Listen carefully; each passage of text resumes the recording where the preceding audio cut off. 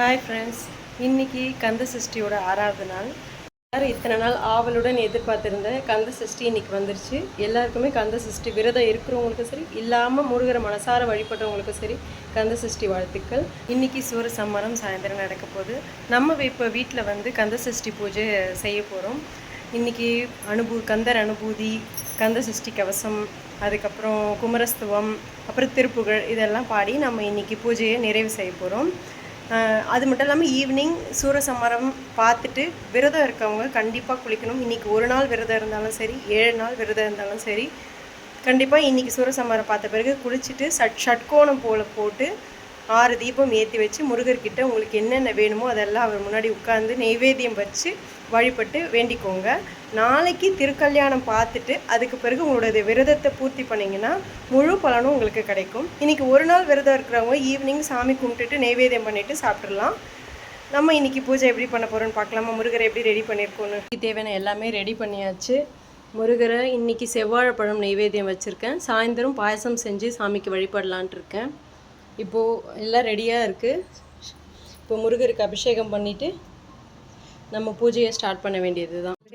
இன்றைக்கி சுவாமிக்கு பார்த்திங்கன்னா 5 அபிஷேகம் பண்ணலான் இருக்கேன். டெய்லி ஒரு அபிஷேகம் பண்ணிட்டு வந்தேன். இன்றைக்கி 5 அபிஷேகம் பண்ண போகிறேன். ஃபஸ்ட்டு தயிர் அபிஷேகம் பண்ணியாச்சு.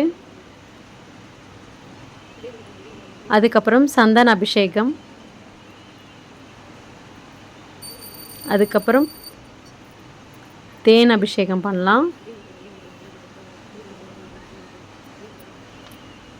இது நம்ம இஷ்டம் தான். நம்மளோட சக்திக்கு எத்தனை அபிஷேகம் முடியுமோ நம்ம அதை பண்ணிக்கலாம்.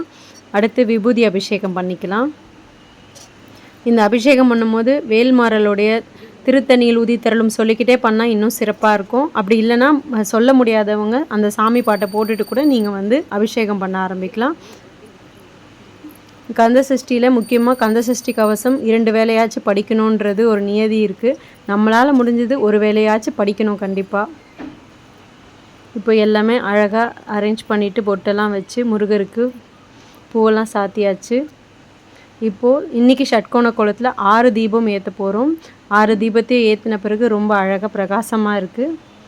இன்றைக்கி எல்லாம் முடிஞ்சிச்சு. இப்போ நம்ம ஊதுவத்தி காமிச்சிட்டு பூஜை பண்ண ஆரம்பிச்சிடலாம்.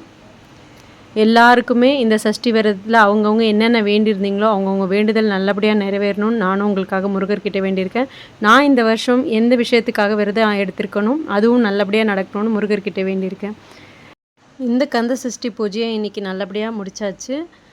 இந்த வீடியோ உங்களுக்கு பிடிச்சிருந்தா மறக்காமல் லைக் பண்ணுங்கள், சப்ஸ்கிரைப் பண்ணுங்கள்.